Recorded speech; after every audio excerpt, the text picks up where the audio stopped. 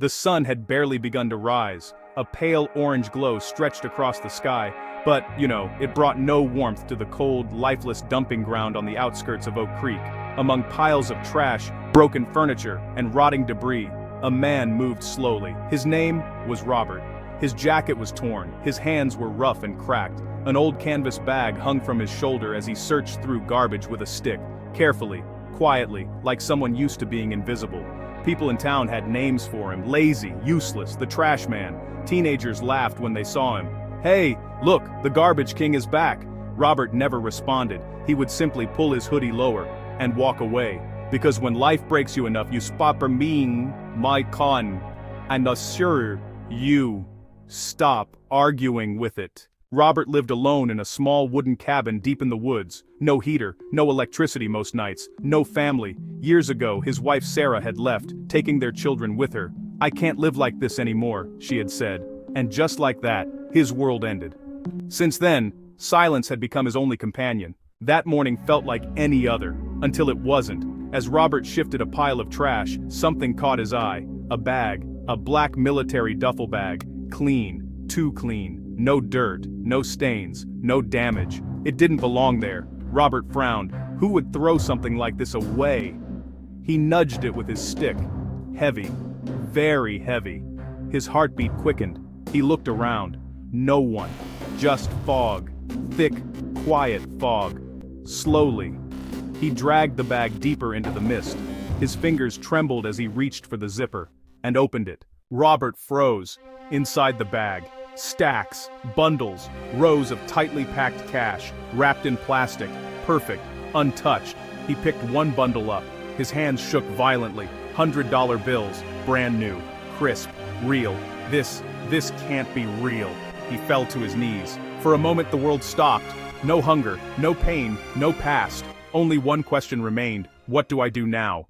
Fear came first, then temptation, then, something deeper, hope. I zipped the bag shut, threw it over my shoulder, and started walking back to my cabin. Every sound just terrified me. A car passing by, a distant siren, even the wind felt like it was watching me somehow. By the time I got home, my heart was just racing out of control. I locked the door, then locked it again, covered the bag with an old blanket, and sat down beside it, staring, waiting, thinking. Finally, I opened it again. The money. It gleamed under the dim light. I pulled out one bundle and counted, real slow. $10,000 in just one bundle. I swallowed hard. There were dozens, maybe hundreds, millions. I leaned back against the wall. This isn't normal money. My mind raced. Drug money, mafia, stolen. Fear wrapped around me like chains. But then another thought crept in. What if this is my second chance? The next morning, I made a decision. Not all of it, just a little. I took a small portion of the money and went to see a doctor. For the first time in years, I wasn't treated like trash. The doctor spoke kindly, examined me carefully, gave me medicine. "Your condition is treatable," the doctor said. I smiled, a real smile, for the first time in years. Slowly, carefully, I began rebuilding my life. Fixed my cabin, repaired the roof, installed heating. The smell of decay disappeared. Neighbors noticed. Where did he get money? But I kept quiet. Then came the next step. I opened a small convenience store near the Oak Creek Highway. Simple, just basic items. Food, drinks, essentials.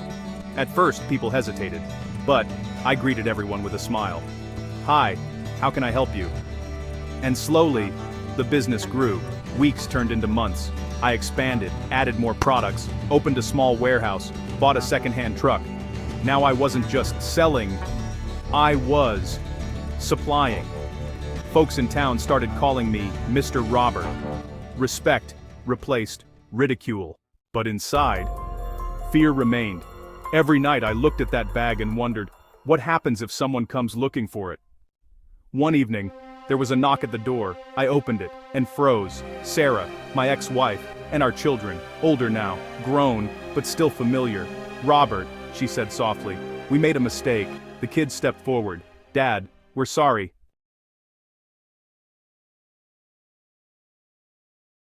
Robert felt something break inside him. Pain, love, anger, all at once. "When I had nothing, you left," he said coldly.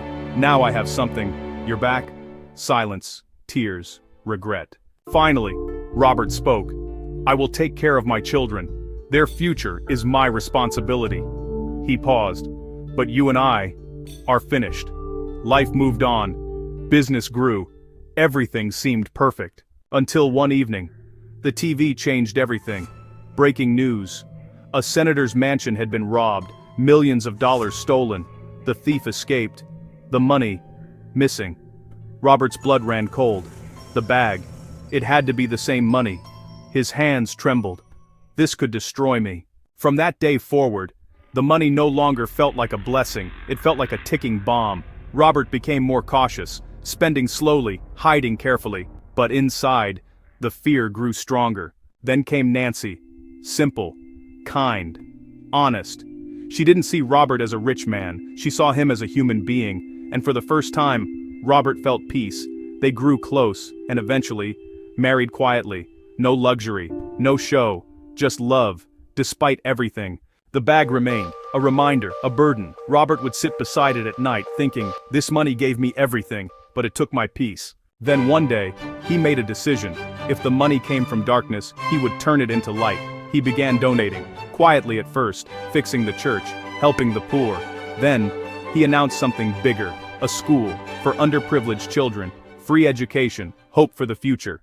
The town was shocked, then inspired. Robert was no longer just a businessman, he became something more, a symbol, a leader, a man who turned pain into purpose. Years later, Robert stood on his porch, looking at everything he had built, wealth, respect, family, but, deep inside, one question remained. Can money born from darkness ever truly bring peace? The answer was silence. If you were in Robert's place, what would you have done? Would you keep the money, or walk away? Let us know in the comments. And for more powerful, life-changing stories, subscribe and turn on notifications, because the next story might change the way you see the world.